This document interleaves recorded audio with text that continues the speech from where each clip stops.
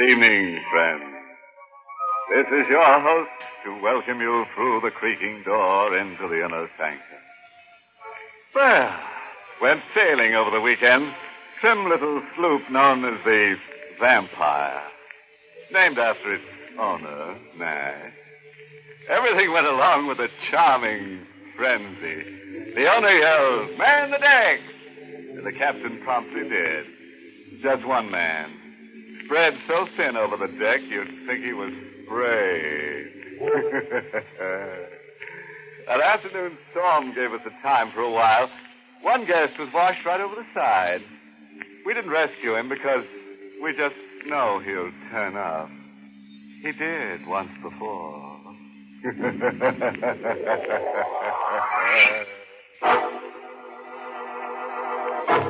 Tonight's Inner Sanctum mystery, Death on the Highway, was written by John Robert and stars Ted Osborne in the role of Carlyle with Alice Reinhardt as Ginger. And now for tonight's sweet symphony of screams. We're on Chicago's famous Skid Row. A brassy carnival street of flea circuses, sideshows, dives, and honky-tonks. Let's follow a newsboy as he darts into Enrico's, a basement tavern serving ragtime music and chili con carne. Police drag Rivers for Lester Samuels. Read all about it, paper, mister. Yes, I'll take a paper. Hey, didn't I sell you a paper right here last night? Same place, same table? You did. Same place, same table, same me. You've got a good memory, mister. Some story, huh? Samuels jumping off that bridge. What a way to die. Yes. Oh, what a way to die. Hey, you sound funny. Did you know Samuels? No, I didn't know Samuels. You got your nickel. What are you waiting for? Nothing. You don't have to get sore. Read all about it, police drag Rivers. I did know Samuels. Lester Samuels, embezzled $100,000 from Eric Carlyle, investment broker. And I'm Eric Carlyle. I did know Samuels. I was an eyewitness to his last scene on Earth. I played it. Oh, well, I can't face it. You have no choice, Samuels. You had a position of trust, and you embezzled $100,000. $10,000. I just took $10,000, not the $100,000 that's missing. You're confused and hysterical. You lost heavily to gamblers, so heavily you lost track of how much. That's not what happened. The firm is in shaky condition. You used my small theft to cover a bigger one of your own.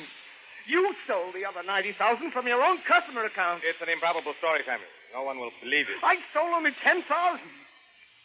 I can borrow, scrape, make restitution, but $100,000. It means the rest of my life, the end of my life. Please, Carla. You stand trial, and I'll help you. I'll do everything to mitigate your punishment if you cooperate. No! I won't be your cat's paw. I'll kill you first. Get away from me, Samuels, or I'll shoot. I'll kill you and tell the police you attacked me. Now get out! Samuel got out. Out of his coat on the bridge. Then over the rail just 24 hours ago. The police are still dragging for the body. With Samuel's death, I was safe. I thought. His plunge into the river made the police story simple and passed and solved. A thieving employee had taken the only way out. But I wasn't safe. Even here, a heavy-set stranger at an adjoining table guessed my secret. Troubled about something, Mr. Carlyle? Carter. How'd you know my name? I read it off that tablecloth. You've been writing it over and over. Oh, I always do my name. Eric Carlyle. Your name's also in that newspaper in your lap. I read the story a while ago. Look, if you're after a touch... No, I'm not. I'm just making talk. Funny how a man's fears stick out all over him. As if he's wearing a sandwich sign. Hate to break up your philosophizing, mister, but I've got to go. Go ahead, run. See if you can run faster than the eyewitness. Did you say the eyewitness? Yeah. Every crime has its eyewitness, Carla. Even the perfect crime. Who's the eyewitness? You. I ran in a high-powered convertible at 60 miles an hour into the teeth of an electric storm. The world's tall and suffocating at 60 miles an hour. I ran faster, 70 miles an hour, 72, 75. The rain fell and the sky thundered. I kept seeing Samuel's face, eyes up and begging blindly. floating in every road puddle I splashed through. I pushed the car to 80, but Samuel kept tearing faster as I murdered him over again with every puddle and every mile. And then, where the macadam was level and the rain puddles ended, there was Samuel, this time alive and real, standing deep in my headlights, right on the road with his thumb pointing like a grotesque hitchhiker. Look out, Samuel!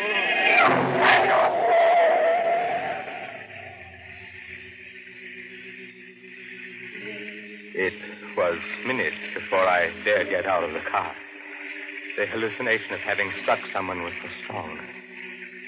When the mood passed, I went to look. I had struck somebody. And there was a witness to it. You bore down on the poor guy like you wanted to run him down. It's impossible. It was Samuel standing in my headlights, a man who died yesterday, a ghost. Yeah. How did a nut like you ever get a license to drive? This is a kid named Slim. He was trying to hitch a ride for us. I was waiting on the side, and he was thumbing you. How is he? I don't feel no pulse. He's dead. You're sure? Sure, I'm sure. Have a look for yourself. I can't. Well, help me get him into your car. There's a trooper's headquarters 2 miles up. Wait a moment. What for? Pneumonia? I'm soaked through to the skin. The victim. Who was he? A kid named Slim, I told you. Friend of yours? Well, not exactly. I only met him a couple of hours ago in a road diner. He'd had an argument with a red-headed dame he was with. They were eloping to get hitched before they got to fighting. The dame faded in a huff, and the kid, Slim, latched onto me. You're a hobo. Sure. I'm a hobo, and you're a killer. What about it? I didn't mean to insult you. I'm desperate. Yeah, well, mister, you will be when I testify as how you tore along at 80 and smacked into the kid like he was a paper bag. Why should you testify? The kid, Slim, meant nothing to you. You mean even less. If I meant more? Is that an offer shaping up? If it was. How much? $1,000. Hey, you got all that sugar on you? Yes. It was a horrible accident. I'm sick, in desperate trouble. What would you... Okay. What do you want for your grand? Dispose of Slim somewhere and forget everything. Let me continue on as if nothing happened. Is it a deal? 1,000 talks. Get it up. Here. There are 20 $50 bills here. I'll go on. Sure. Hey, wait. Take the kid's overnight bag with you and dump it yourself somewhere. I don't want to be stuck with it. I drove as far as I could get, then pulled into the yard of a roadside diner. The storm was over, and there was a wild gnawing in my stomach. I had to appease somehow. What'll it be, mister? Something hot, anything. Clam chowder, okay? Sure, yes. Clam chowder was in front of me. A sickening slop. It would do nothing for the agony in my stomach.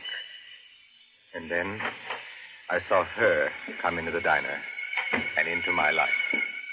My first sight of her was a face in the mirror in front of me. She stood behind me. Mine company, mister. The public place? Sit where you like? I like right beside you. How's the chowder? Don't know. Haven't tasted it. Looks awful. Does it? How much do I owe you, mister? 2 bits. You going? Yes. Without tasting your chowder? Wait for me. I'm not hungry either. A gentleman holds the door open for a lady. Look, miss, you're beautiful and desirous, and two's company, I'm sure, but I'm in no mood for flirtation. Neither am I, mister, and I'm in no mood for fish stories either. Fish stories? I haven't said anything. No, you haven't. But you're going to try. What are you driving at? I looked over your car before going into that diner. I wanted to figure how many were riding and see if there was a chance for me to catch a hit. You got an overnight bag initialed SW on your front seat. SW. Slim Williams. That's my boyfriend's bag. What are you doing with Slim's bag? I saw it lying on the highway and picked it up. I was going to turn it over to the state trooper first chance. Come again. And don't try the lie that Slim caught a ride with you and then got out forgetting his bag. Slim never forgets anything. I know Slim.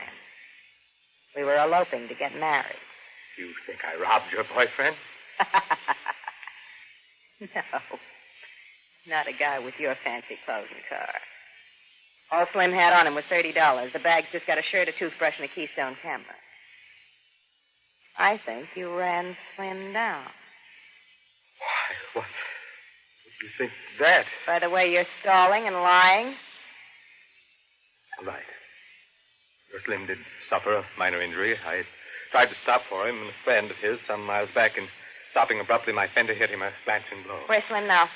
In a first aid clinic in Kenmore Township, 10 miles behind us.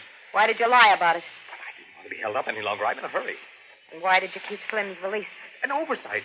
Just that, believe me. I'll believe you when I see Slim. You're turning around and taking me to him. Come on, get going. Now, what are you staring at? You. Don't pull that old wheeze. You've never seen me someplace before. But I have. There's a quality in your voice, a likeness in your face. Sure. I'm Zazu, the hula dancer you met in Borneo. No, Samuel. You're the face of a man I knew. You're another ghost. I remind you of a man. Mister, you sure pay pretty compliments. But I still want to be taken to Slim.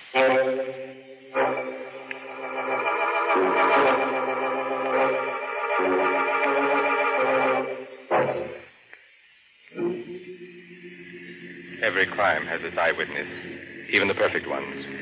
I was my own eyewitness. I had run from Samuel, the bookkeeper I'd framed and destroyed, into a new terror, an even greater danger. I had killed a hitchhiker named Slim and run. And now a girl with hard, accusing eyes was forcing me to turn back, forcing me to produce a dead boyfriend. How much further to that hospital clinic Slim's supposed to be at, Mr. What did you say your name was? I didn't. It's Chambers. Richard Chambers. Now you're lying again. Your name's Carlisle, Eric Carlisle. You live on Mulberry Drive. How did you know that? By reading. You've got your car ownership slip around your steering wheel.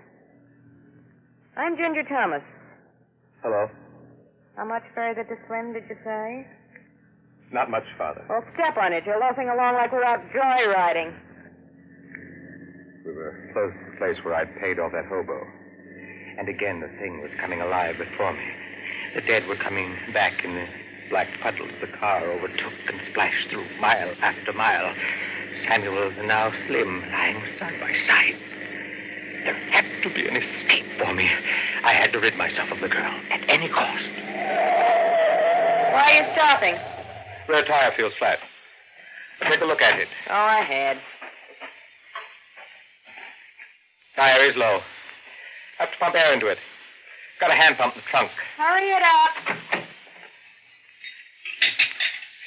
I found a tire wrench in my tool chest, the only weapon available. Miss Thomas. I'm used to being called Ginger. Ginger, I'll need your help. Tire pump keeps slipping. Someone has to hold it while I pump. All right, if I have to. Hey, it's pitch black and spooky out here. Where are you? Here, at the rear of the car. I can hardly make out. Please hurry if you're going to help. I'm staying where I am. Did you really think I was going to walk into a tire wrench whacking down on my... My hand! You've got a gun. It's Slim. I stole it from him when we quarreled. Can you still drive with that hand? Yes. Your bullet hit the tire wrench. The hand's just stunned from the concussion. Then let's go. This time I'll sit in the back and do the directing. In case you get any more funny ideas.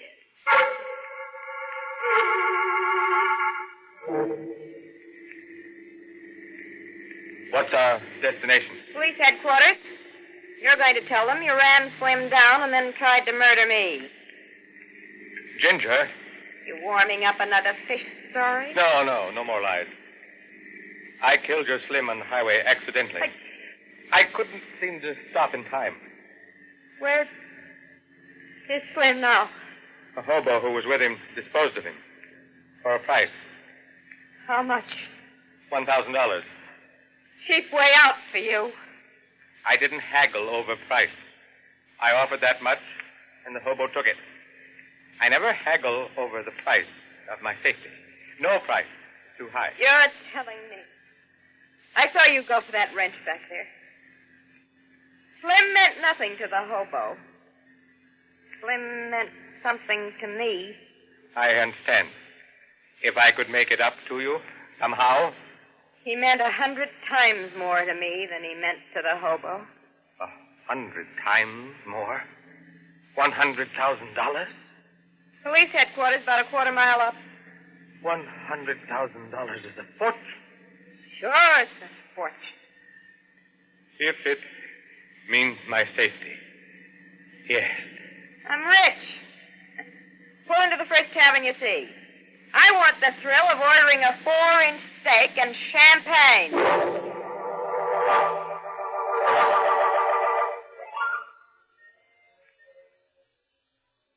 You're not eating, Mr. Carlisle.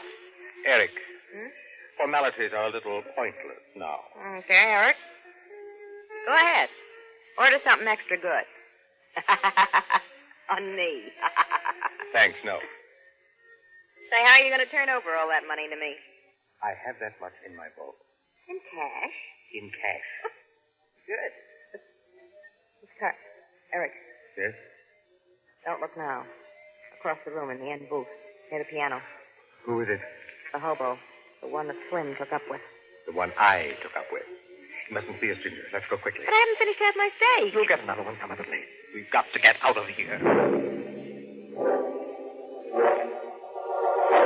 We got out of the tavern without being seen. Wait a minute.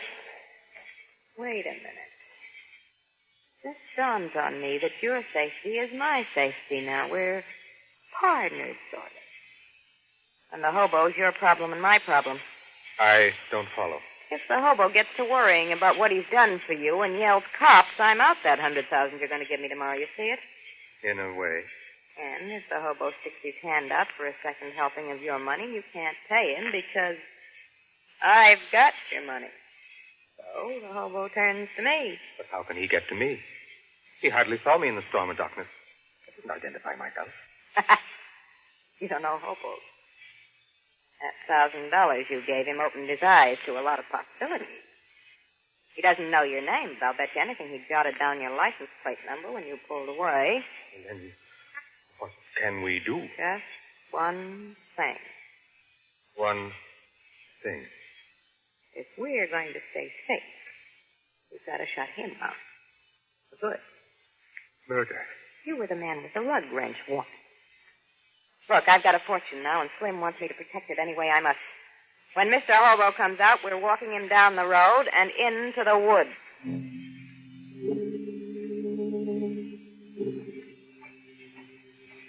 The hobo came out, and we walked him down the road, then toward the woods.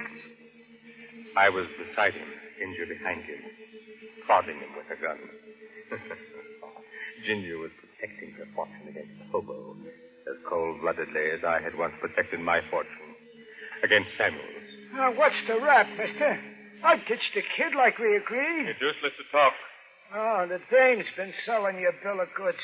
She was Slim's girl. I seen her with Slim. Now, you're in the clear, honest, mister. I loaded the kid down with rocks and threw him into a lake. I really done my bit for that grand. Stop here, Eric. I'll take him into the woods. You will kill him? Yeah, it's me. I'll have to do the dirty work.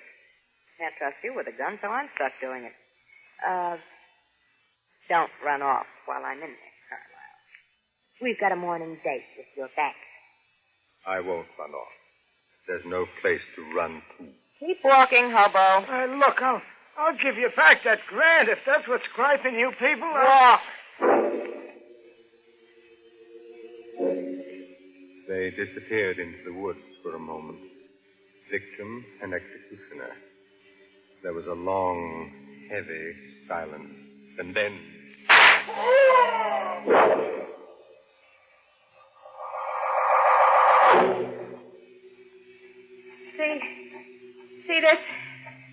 came out of the hobo's wallet. Why, 67432. It's my car license number. It was his number to a juicy career of blackmail. But we're really safe now. Sucker.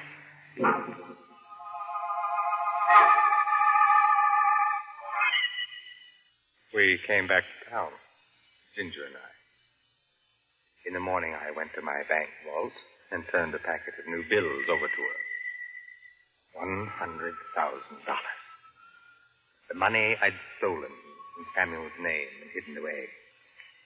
She took the money without a word and went off laughing, as if she had a huge joke she wanted to tell the world.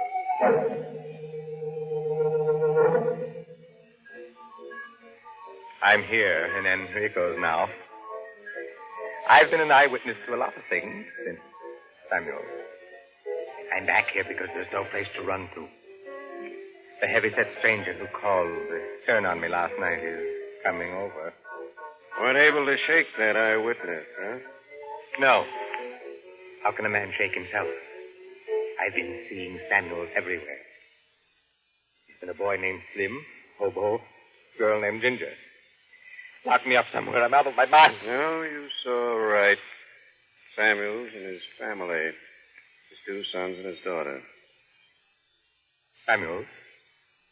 And his family? Samuels didn't leap into the river. He merely left his coat on the bridge and walked away. But I ran over a boy named Slim. He was under my wheels. Before your wheels. He practiced just such a fall for days. It was all a frame-up, then. A frame-up to trap me, Slim, the hobo, the girl. No, not a frame-up. Just a wave giving justice a little push on a wave.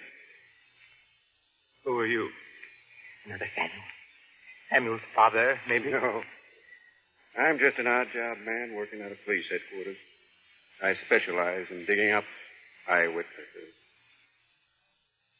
You're a cop. Yeah. Funny thing, how 9 times out of 10, the missing eyewitness turns out to be the guilty party himself.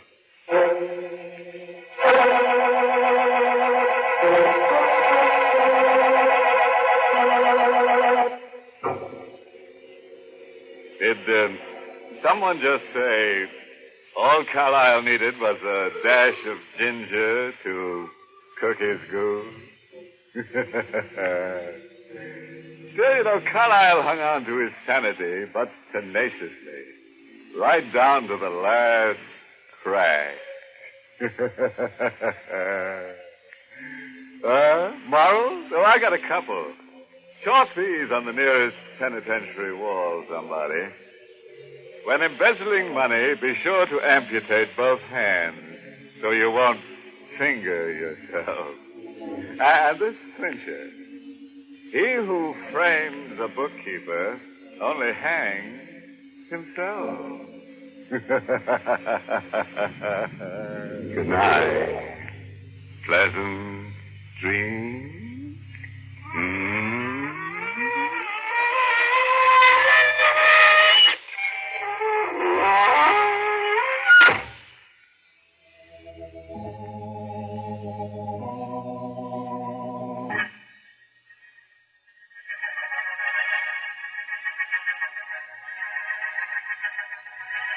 Inner Sanctum was heard in the United States over CBS, the Columbia Broadcasting System, and has been rebroadcast for servicemen and women overseas. This is the United States Armed Forces Radio Service, the voice of information and education.